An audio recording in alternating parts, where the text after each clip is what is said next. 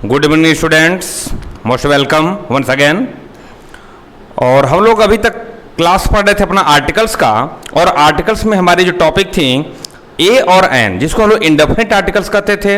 Indefinite का मतलब क्या होता था? बड़ा अनिश्चित। और ए और एन का यूज हम करते थे कहाँ? अनिश्चित नाउन्स के पहले। मैंने ये सब कुछ आपको बता दिया है आपके दो क्लास में। और नेक्स्ट टॉपिक जो ए और एन की बची हुई है उसको हम लोग आज देखेंगे। गौर से देखिएगा आप लोग, ध्यान से। और ए और एन को अब हम आगे देखेंगे कि कहाँ पर हम ए और एन का यूज, जो बचे हुए वर्ड हैं कुछ हमारे, उनको हमको देखना है। जैसे इंग्लिश में एक वर्ड होता है बेटा जिसका नाम है पर, और पर का मतलब होता है प्रति। You know well that the meaning of पर इज प्रति, ठीक है। पर का प्रति, मैथमेटिक्स में अक्सर हम पर का ही यूज देखते हैं, लेकिन ग्रामर में जो बड़ा क्या है, ग्रामरियन ने बताया है कि पर जो होता है, इस पर को हम रिप्लेस कर सकते हैं किससे? ए और एन से। पर can be replaced by a and an. Okay, very simple. Suppose that हम कहते हैं कि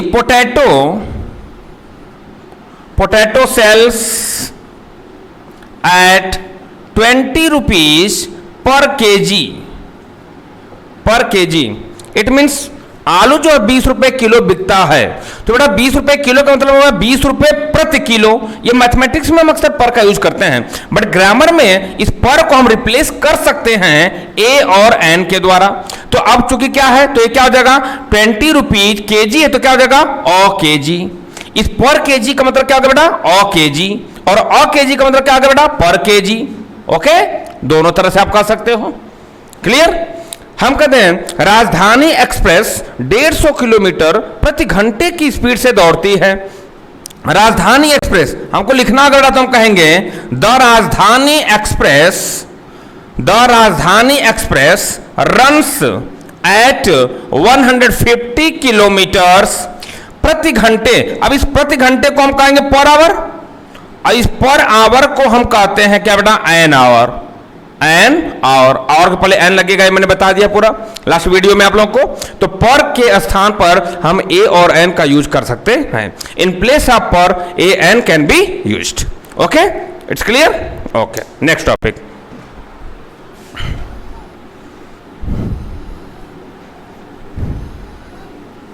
देखिए नेक्स्ट, हमने बताया था आप लोगों को कि प्रॉपर नाउन के पहले ए एन का यूज नहीं करते हैं। कुछ कंडीशन होती है जहां पर प्रॉपर नाउन के पहले भी हम ए और एन का यूज करते हैं। कुछ और कंडीशन होती है बेटा, याद रखिएगा। ए और एन को कहां पे हम वो नहीं करते हैं, यूज नहीं करते हैं। देखिए, जैसे हम एक वर्ड कह दें, आप लोग नाम सुने होंगे डिस्ट्रीब्यूटिव एडजेक्टिव। ये डिस्ट्रीब्यूटिव एडजेक्टिव क्या होता है? डिस्ट्रीब्यूटिव प्रोनाउन होता है और डिस्ट्रीब्यूटिव एडजेक्टिव भी होता है। तो डिस्ट्रीब्यूटिव एडजेक्टिव किसको कहते हैं? जैसे वर्ड होता है बेटा ईच, एवरी, आइदर, नाइदर। ये जो हमारे वर्ड होते हैं इनको बेटा हम लोग कहते हैं डिस्ट्रीब्यूटिव एडजेक्टिव। तो कहता है कि डिस्ट्रीब्यूटिव एडजेक्टिव के साथ यदि नाउन का यूज हुआ है तो इस नाउन के पहले ए और एन का यूज हम नहीं करते। सिंपल वे में समझिए बेटा। कहते हैं यदि डिस्ट्रीब्यूटिव एडजेक्टिव के साथ यदि कोई नाउन का यूज हुआ है तो इस नाउन के पहले हम किसी भी आर्टिकल ए और एन का यूज नहीं करेंगे। ओके, कैसे? एग्जांपल देखिएगा बेटा। हम कहते हैं ईच अ बॉय। बताइए क्या सेंटेंस सही है? रॉन्ग है। गुड। ईच बॉय के बीच में हम आर्टिकल का यूज नहीं करेंगे। क्या बोलेंगे बेटा? Each boy. सॉरी, हम कहते हैं आइदर रोड। सॉरी, आइदर और रोड हम कहते हैं आइदर और रोड। बताइए, ये रॉन्ग है, क्योंकि आइदर और रोड के बीच में हम अ का प्रयोग नहीं करेंगे। कि नाइदर अ पेन, बेटे नाइदर और पेन के बीच में अ का यूज नहीं करेंगे। क्यों नहीं करेंगे भाई? क्योंकि ये क्या है? Distributive adjective. डिस्ट्रीब्यूटिव एडजेक्टिव और नाउन के बीच में आर्टिकल्स का यूज नहीं करते हैं। A and are not used between distributive adjective and noun. Simple way में क्लियर हो गया बेटा? Okay, good. नोट कर लीजिएगा आप लोग इसको।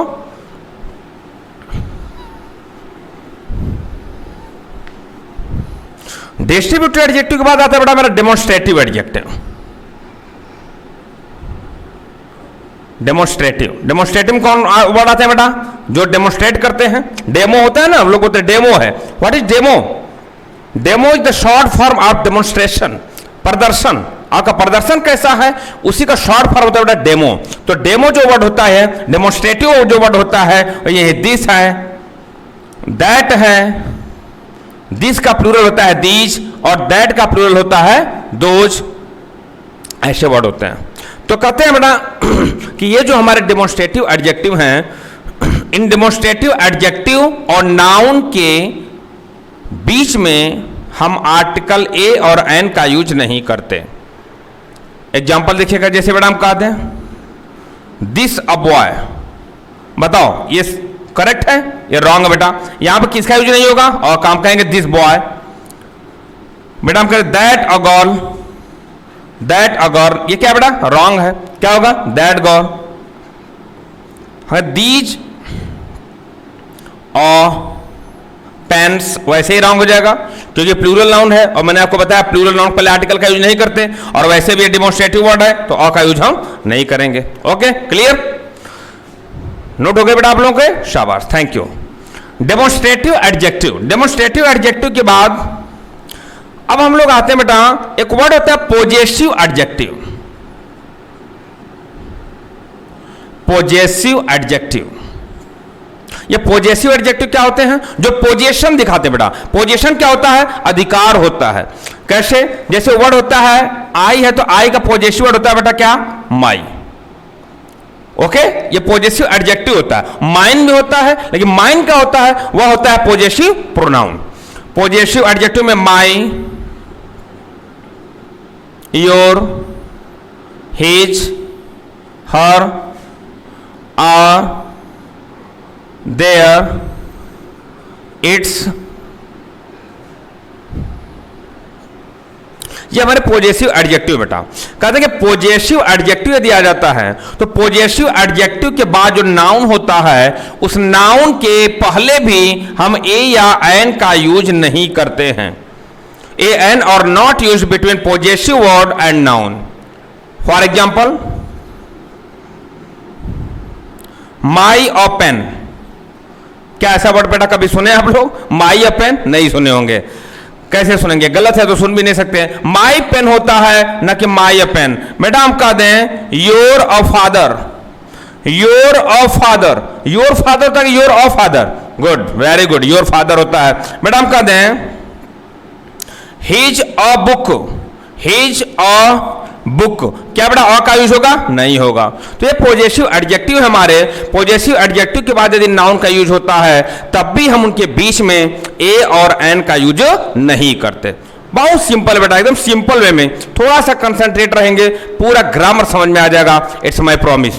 और ये जो ग्रामर है बेटा आपका, ये पूरे जितने भी कॉम्पिटिटिव क्लास हैं, जितने भी कॉम्पिटिटिव एग्जाम्स होंगे, सारे एग्जाम्स के लिए बेनिफिशियल रहेंगे आपके लिए। चाहे जो भी आप एग्जाम देने जाइए, ग्रामर इसके बाहर कुछ भी नहीं आ सकता। एकदम बेसिक बताऊंगा मैं, एकदम बेस से। मैंने बोला पहले क्लास में कि आपको जीरो से हीरो पर ले जाना है बेटा, जीरो से हीरो बनाऊंगा, याद रखिएगा। चाहे आपको टेट का पेपर देना हो, वहां से लेकर के आपको कंपटीशन चाहे जहां तक ऊपर देना हो, पूरा एसएससी टियर 2 तक देना है, वहां तक जाइए, सब कुछ आपको मिलेगा यहाँ पे। Okay, clear? देखिए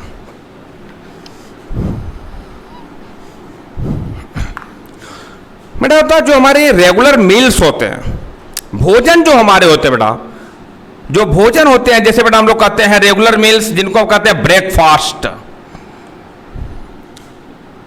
लंच, डिनर, सपर, ये सब जो हमारे वर्ड है बेटा, कहता क्या इनके पहले आर्टिकल का यूज हम करते हैं? नहीं करते बेटा। रेगुलर मील्स जो हमारे हैं, इनके पहले भी हम आर्टिकल्स का यूज नहीं करते, वे चाहे जिस परिस्थिति में आ जाए। जैसे बेटा हम कह दें कि a breakfast, a breakfast, simple बेटा। ब्रेकफास्ट क्या है? एक मील है, तो क्या बेटा हम इसका यूज करेंगे? नहीं। बेटा हम कह दें और डिनर, और डिनर क्या करेंगे? नहीं करेंगे। कभी कभी ये फ्रेज में आ जाता है, इडियम्स के रूप में आ जाता है। जैसे बेटा हम कह दें कि हैव अ ब्रेकफास्ट, अक्सर आप लोग सुने होंगे, स्पोकन वाले यूज करते हैं, please have a breakfast, please have a dinner, सुने होंगे ऐसे आप लोग। बेटा ये सब रॉन्ग वर्ड होते हैं। स्पोकन में और ग्रामर में जमीन आसमान का अंतर होता है, याद रखिएगा बेटा। Have a breakfast, this is wrong word. Have a breakfast, तो ब्रेकफास्ट के पहले कभी भी हम अ का यूज नहीं करेंगे। अब बेटा यदि मान लीजिए कि कभी आपके एग्जाम में क्वेश्चन इस तरह से आ जाए, वह कह दें a fine dinner, a fine dinner, बताइए अब अ का यूज होगा कि नहीं होगा बेटा। यदि कहीं इस रेगुलर मील्स के पहले किसी एडजेक्टिव का यूज हो जाए, किसका यूज है बेटा, एडजेक्टिव का। कैसा डिनर, मैंने बताया कि एडजेक्टिव की पहचान कैसे होती है बेटा, कैसा लगाने पे, कैसा डिनर, फाइन डिनर, ओके। तो ये एडजेक्टिव हो गया। मतलब यदि इन ब्रेकफास्ट के पहले, लंच के पहले, डिनर के पहले जो भी रेगुलर मील्स हैं बेटा, यदि उनके पहले यदि किसी एडजेक्टिव का यूज होगा तो उस एडजेक्टिव के पहले हम आर्टिकल का यूज करेंगे। क्लियर, ओके बेटा। हम कहते हैं डेलिशियस ब्रेकफास्ट, डेलिशियस ब्रेकफास्ट। अब बताइए क्या इस डेलिशियस के पहले आर्टिकल लगेगा कि नहीं लगेगा, क्या होगा बेटा, और delicious breakfast. Okay, clear, simple, शाबाश, नोट कर लिया आप लोग, गुड। नेक्स्ट देखिएगा बेटा, कुछ वर्ड है बेटा जिनके साथ आर्टिकल ए और एन फिक्स होते हैं, कुछ ऐसे वर्ड होते हैं जिनके साथ ए और एन का यूज नहीं भी हम करते हैं। कैसे, याद रखिएगा, बहुत से वर्ड हैं, मेन वर्ड को यहां मैं समझा रहा हूं, उसको ध्यान से देखिएगा। बाकी आप लोगों को नोट्स मिल जाएंगे, उसको भी देख लीजिएगा, वहां पर भी मिलेंगे आप लोगों को। देखिए पहले तो एक वर्ड को देख लीजिए बेटा, जैसे हम कहते हैं टेल अ लाई।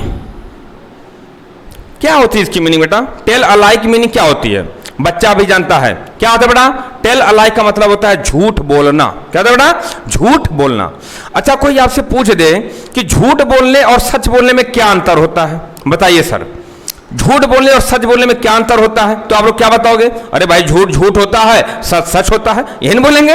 हाँ बेटा यही सब लोग बोलेंगे, लेकिन ग्रामर ये नहीं कहता बेटा, वो तो हिंदी हो गया। ग्रामर में क्या अंतर होता है ये बताइए। तो आज मैं ग्रामर में आपको बता रहा हूं कि झूठ बोलने और सच बोलने में क्या अंतर होता है। बेटा झूठ बोलना की इंग्लिश होती है टेल अ लाई, लेकिन सच बोलना की इंग्लिश होती है speak the truth, speak the truth. गौर फरमाइएगा, tell a lie or speak the truth. अब अंतर आपको समझ में आ गया होगा, बिना मेरे समझाए अंतर समझ में आ गया होगा बेटा, बस यही होना चाहिए ग्रामर में, एकदम सब कुछ समझ में आ जाना चाहिए, एकदम इजी वे में बेटा। मैंने आपको एक दिन और बोला था कि टीचर को कितना आता है इससे आपको कोई लेना देना नहीं, बहुत टीचर को आता है इससे आपको क्या लेना देना, आपको कितना आया ये मेन मैटर होना चाहिए, मुझे कितना समझ में आया ये मैटर होना चाहिए। तो देखिए बेटा, टेल अ लाई और दूसरा है स्पीक द ट्रूथ।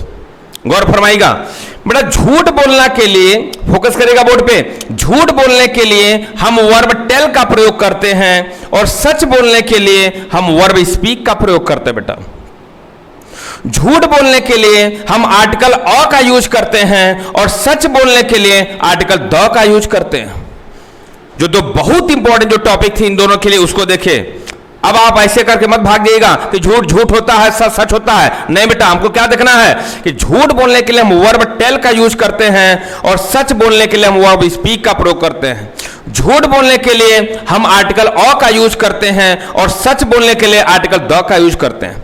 अब क्वेश्चन देखिए आपके एग्जाम में कैसे आता है, लिखेगा ही हैज, अपने से बताना बेटा, लिख देगा he has told the truth, he has told the truth. अब बताइए बेटा, he has told the truth क्या होगा, क्या होगा इसका, शाबाश बेटा, द ट्रूथ क्या है, नाउन है। अब इसको हमको बदलना पड़ेगा बेटा, तो ऐसे कंडीशन में क्या होगा, ट्रूथ के लिए हम किसका प्रयोग करते हैं, वर्ब स्पीक का, तो टोल्ड की जगह हम किसका यूज करेंगे मेरे बहादुर, स्पोकन। ओके क्लियर, ट्रूथ के जगह, टोल्ड की जगह किसका यूज होगा बेटा, स्पोकन। क्यों, क्योंकि मेरा नाउन कौन सा है, ट्रूथ। अब आपके एग्जाम में दिया ऐसे आ जाए बेटा कि he has spoken a lie, he has spoken a lie। देखो बेटा ये सब सिंपल क्वेश्चंस आपके एग्जाम में पूछे हुए हैं, याद रखिएगा, he has spoken a lie। अब बेटा a lie क्या, lie क्या है यहाँ पे, नाउन है, इसके लिए क्या लगा, सब्जेक्ट वर्ब एग्रीमेंट आप पढ़े होंगे कि हर सब्जेक्ट के लिए वर्ब एग्रीमेंट करता है।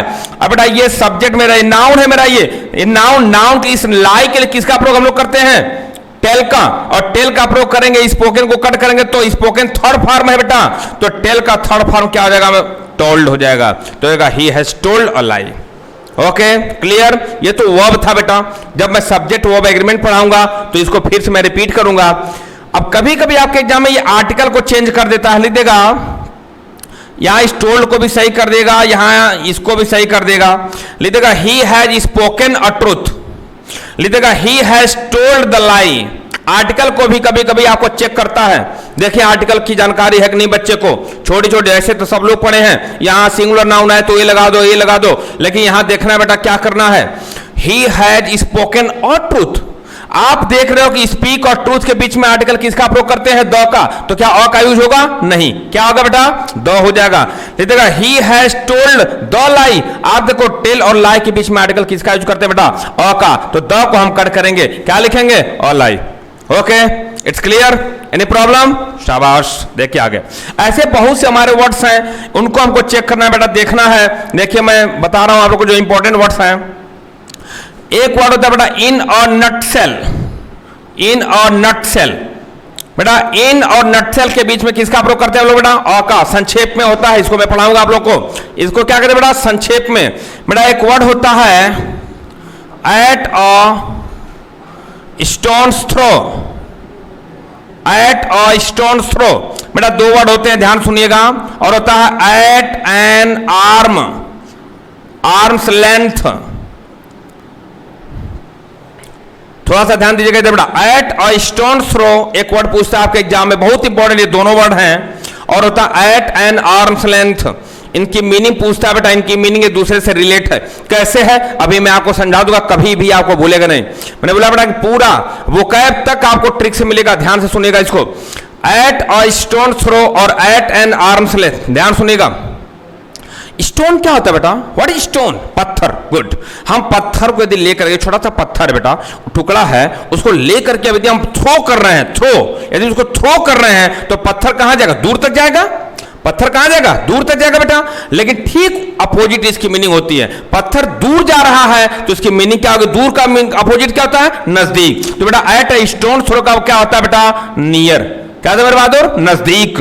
और एट एन आर्म्स लेंथ ये भी अपोजिट लेता है, आर्म मतलब बाह, भुजा, इसकी लेंथ माने लंबाई, इतनी लंबाई पर कोई व्यक्ति खड़ा है तो बताइए आपसे दूर है कि नजदीक है, नजदीक है, शाबाश। तो नजदीक का अपोजिट क्या होगा बेटा, दूर। तो बेटा इसकी इंग्लिश क्या होती है, एट डिस्टेंस, मतलब क्या होगा बेटा, दूर, याद रखिएगा, कभी भूले ना बेटा। पूछेगा एट ऐसा फ्रेजल सब होते हैं, एट अ स्टोन थ्रो तो क्या हो जाएगा बेटा, near. At an arm's length क्या हो जाएगा, एट डिस्टेंस माने दूरी पर खड़े हैं। और ऐसे बेटा बहुत से हमारे वर्ड आते हैं जिनके साथ हमको आर्टिकल का यूज करना पड़ता है। जैसे बेटा हम कहते हैं डायलेमा, आ जाता है इन अ डायलेमा, अ का यूज बेटा हम लोगों को करना पड़ता है, समझ आ गया। तो ऐसे हमारे बहुत से वर्ड हैं जिनके साथ हमको अ का यूज करना है, और बहुत से वर्ड हैं जिनके साथ हमको आर्टिकल का यूज नहीं करना है। जैसे बेटा हम कह दें set on a fire, on a fire भी आ सकता है, सेट ऑन अ फायर भी आ सकता है, बेटा अ का यूज हम नहीं करेंगे बेटा। बेटा हम कह दें गिव द ईयर, मतलब ये द है, आर्टिकल अ भी आ सकता है, गिव एन ईयर। बेटा ये सब जो वर्ड होते हैं विदाउट आर्टिकल के होने चाहिए, गिव ईयर हो जाता है क्योंकि ध्यान लगा कर सुनने की बात आ जाती है इन सब चीजों में। और दूसरी बात क्या होती है, नोट करना है बेटा हम लोग को इसको, ए और एन का जो वर्ड होता है, जो सिलेक्टेड वर्ड होते हैं जिनके साथ हमको ए एन का यूज करना होता है, ये फिक्स है कि हमको इनके साथ करना है, और कुछ वर्ड होते हैं जिनके साथ हमको नहीं करना है। ये बहुत से वर्ड हैं, इन सारे वर्ड को आप लोगों को मिल जाएंगे नोट्स में। और आज की टॉपिक को इसी पे हम खत्म कर रहे हैं, ए और एन को, और इसके बाद नेक्स्ट टॉपिक हमारी चलेगी जो मेन आर्टिकल हमारा है डेफिनेट आर्टिकल, उसको बेटा हम लोग कहते हैं द, और द की शुरुआत जो होगी नेक्स्ट क्लास में हम लोग करेंगे। Okay, thank you.